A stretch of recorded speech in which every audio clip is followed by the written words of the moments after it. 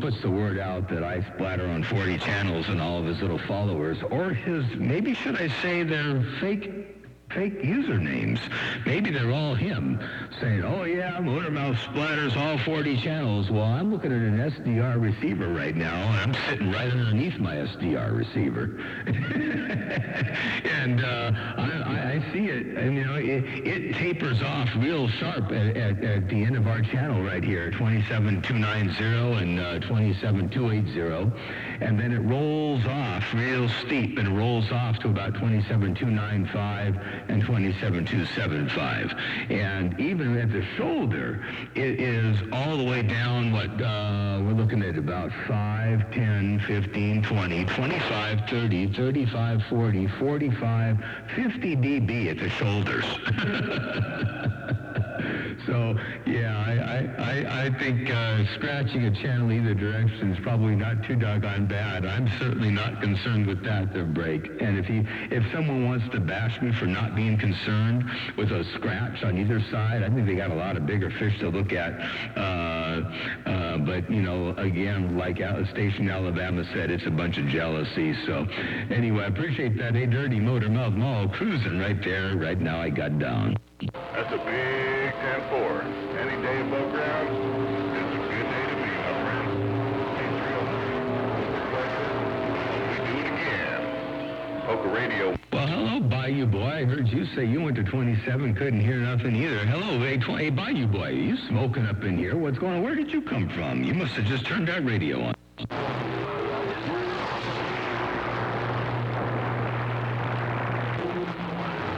I'm waving real quick. Well, I sure appreciate the bump down. Hey, Bayou Boy, well, you got that maul down, and you were working that antenna up there 100 and some odd feet there, bro? Dirty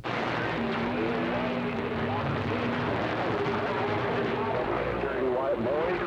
How about a dirty white boy? 753, Vermont. Well, a little Cobra 2000 and a John Boy box is working real good for you. You're all up in the top end of this Richter scale, that's for doggone sure. You check the Watergate out, you know the Watergate don't lie, the break. Moving your way to the bluegrass.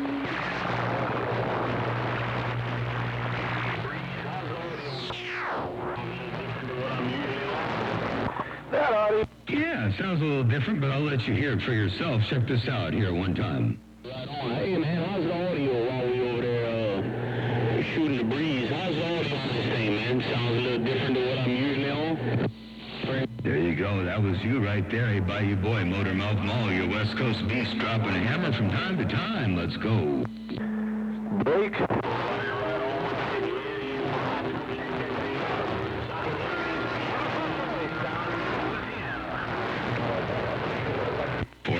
410. You know, I started the gate over an hour ago. What are we looking at? We're at, so you don't have to go through the whole gate and listen to the whole doggone thing. Hey, 219, hello to you. You're waving at 445. Hey, everybody else on YouTube, hello to you there. And yeah, we're at an hour and 29 minutes right now. Hey, Bayou Boy, when you listen to this one, it's 1206 22A, and we're looking at about an hour and 29 minutes right about this 10:36. So you can find yourself real quick that way. MotormouthMaul cruising. I got down. Breakout. Members, but good morning to you. You definitely made it to Hollywood, no problem. No problem. The 4077 says top of the day to you. This is the 4077. Hanging out with the movie stars, the fast cars, and the loose women. Bye, bye, bye. Oh, yeah. It's good to exercise that stuff from time to time. I should practice what I preach. You know, I got a bunch of these old radios that I haven't put in line in a long time. I've got a whole stack of radios upstairs. I've got a couple of Viking Rangers, a couple Viking 2s, a couple Viking Valiants, and a Viking 500 and a DX 100, all of which haven't been powered up in probably about 7 or 8 years. And they're sitting up there in a pile, so I need to get them down. What I was gonna do was on the room across the way there, which is currently, it was supposed to be the electronics assembly room.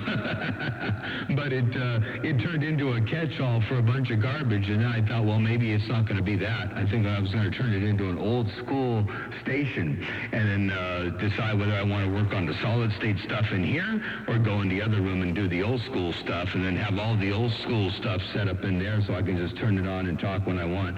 But I never did that, and it's all upstairs sitting there collecting dust, and the caps are drying out.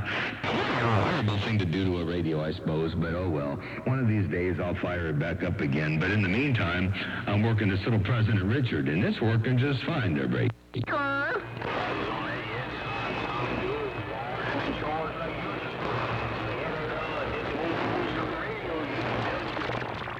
about that dirty? Right around Nashville. Shark! Shark! Gone!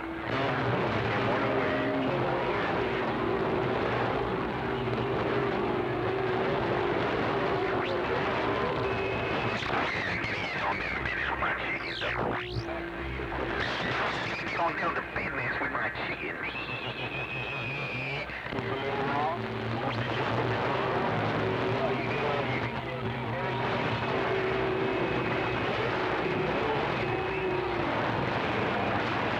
Yes, sir, absolutely. That would be very, very cool.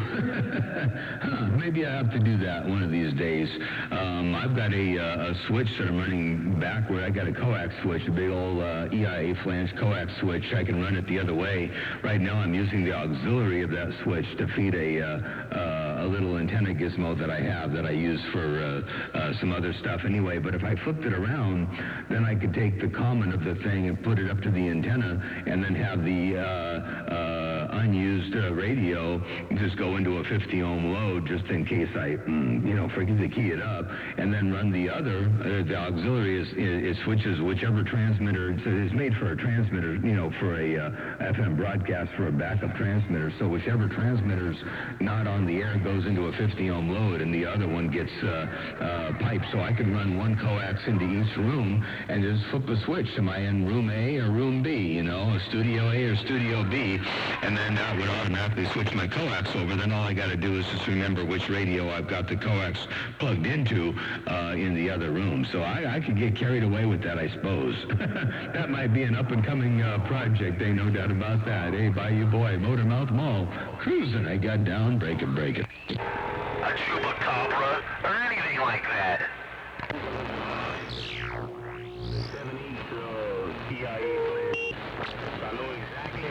Hey, Hollywood. If you listen really... Yep, 10-4, same thing. This one's made by Dielectric. This one's the Dielectric 50K, about 8 inches square with the EIA flanges coming out the back, a manual knob on the front, and I got it hooked up to a switch right now. I can just flip it from antenna 1 to antenna 2, which right now isn't being used right now because antenna 2 is no longer on the tower. I've only got one antenna on the tower, so the bottom antenna, I got to use it for something else, or like we just said, maybe I pull that switch and reverse it and put it back so it does what I just got to saying. I don't know. Hey, Bayou Boy, MotormouthMaul, we don't mess around over here. I know how you do it too, Greg. Because it's real.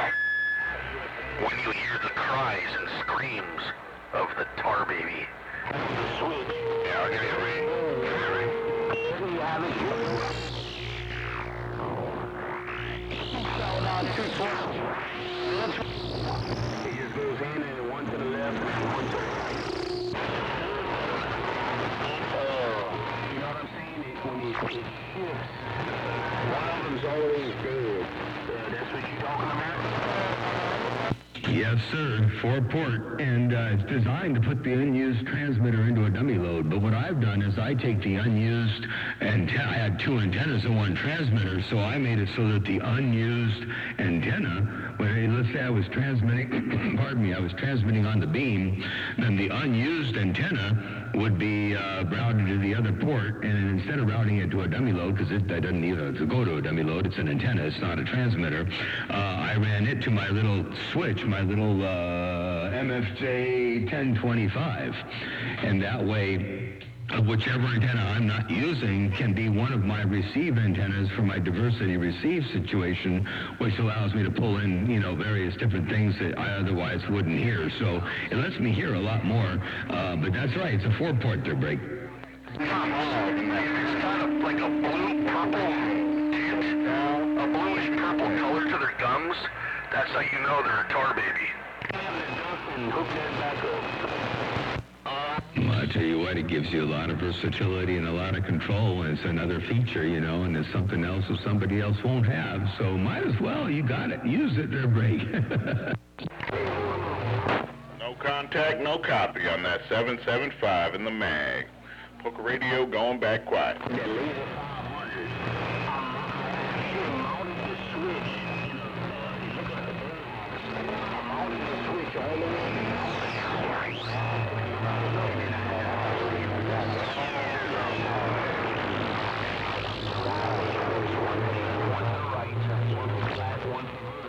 Go on, key it up. Stop playing.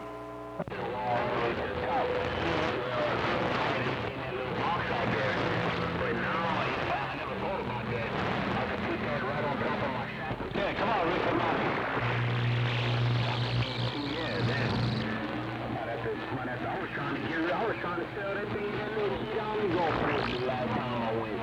I need to take that out of the shed and put the... Come on, Rico, man. 222 Rhode Island, and I got... 10-4, they're expensive, you know. Also, I got here is a $4,000 switch, so, you know, I didn't pay $4,000 for it, but they're expensive. You know, but they are what they are. They maintain 50 ohms throughout the entire path, which is, you know, there are a lot of guys making antenna switches that handle high power and all that. That's all well and good, but they all got, you know, a cap to tune out the inductance caused by all the open leads inside the box. And ultimately, it's not so good. I mean, it does work pretty well. I guess it does get the job done, but it's nicer to maintain the 50 ohms and not have the impedance bumps anywhere to tune out their brake.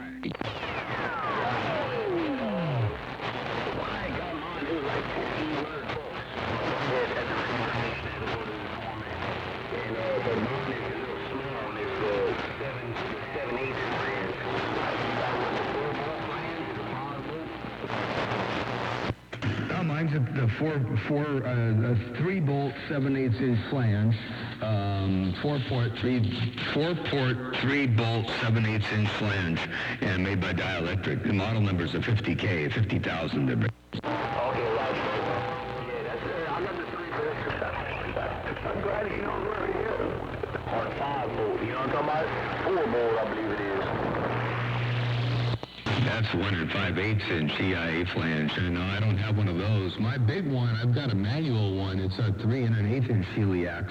Well, not heliax. It's 3 1/8" hardline. It's actually 3 1/8" copper pipe with a 1 5/8" copper pipe in the middle of it, and and it uses bullets, you know. And it's a big. It came from the TV station over here. The big.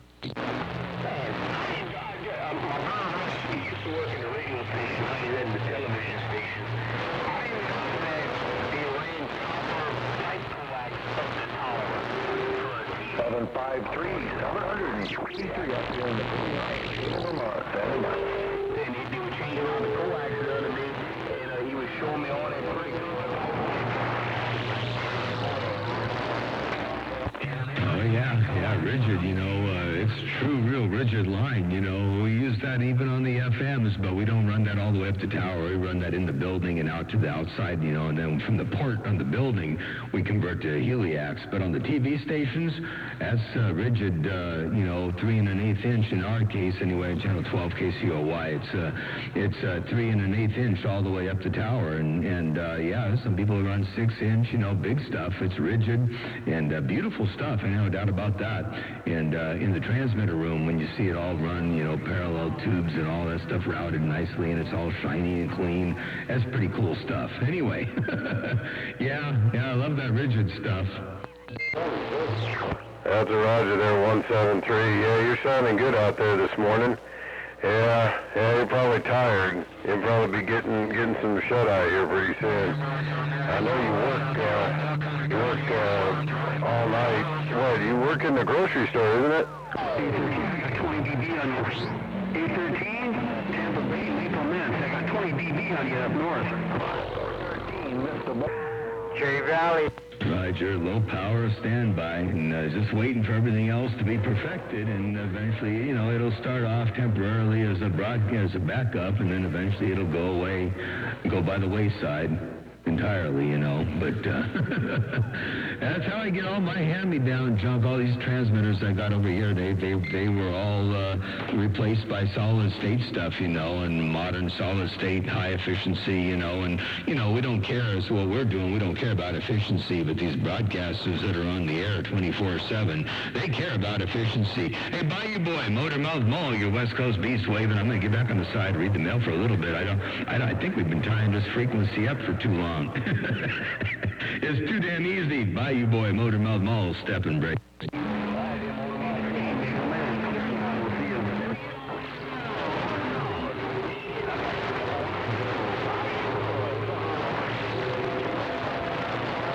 410, we'll see you. Bye, boy. Take care, 73s. I'll be out here for the better part of the day. I'll probably have the radio on, but I'll be out cleaning out the shop. I got, between this doggone tower raising and lowering automation stuff and the doggone antenna directionality building, you know, homebrew rotor and all that stuff, and a couple other projects I had going on. I got like 3 spots in the shop that are like uninhabitable, unusable. Hell, I can even hardly walk through it, so I got I got to get this stuff cleaned up. 7-3s, have a good day. Bye, you boy. MotormouthMaul, your West Coast beast, got down.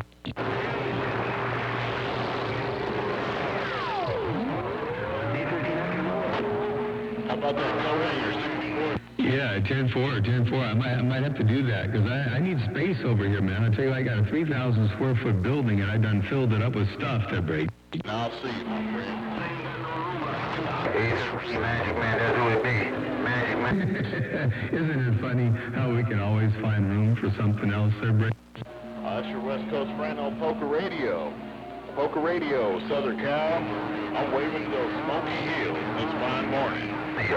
410. Take care. 73s. MotormouthMaul stepping. I got down. Lips, but we're waving out here from Southern Cal, 819. Big brother, I appreciate that give back. Hey, coat hanger, I appreciate that give back. On Poker Radio, Southern Cal, I'm waving your way. Hope you got a good day ahead of you, my friend. Hey there, 413. I heard you out there in New Orleans. Yeah, that MotormouthMaul, when he points east, he just pretty much takes over everything. He's got a hell of a station out there.